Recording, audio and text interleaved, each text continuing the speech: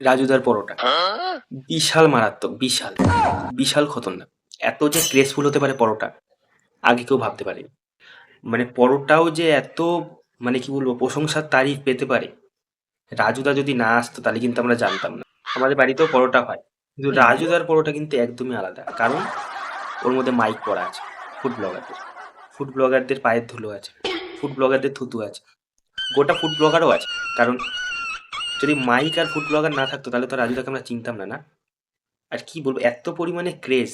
লোকে বলে এসআরকের বাড়ির সামনে দাঁড়িয়ে এসআরকে দেখা পাওয়া হচ্ছে সবচেয়ে বেশি কঠিন, রাজুদারটা আরো কঠিন পরোটা পাওয়া। কি বলবো, মানে আমাদের পাড়ার ছেলেগুলো সকালবেলা 4টে 5টার সময় বেরিয়ে গিয়ে লাইন দিচ্ছে, বলছে না বাড়িতে সুনামি এসে বাড়ি ভেঙে যায় কিন্তু পরোটা আমায় খেতে হবে রাজুদার। মানে রাজুদার পরোটা না পেলে জীবন মানে বৃথা।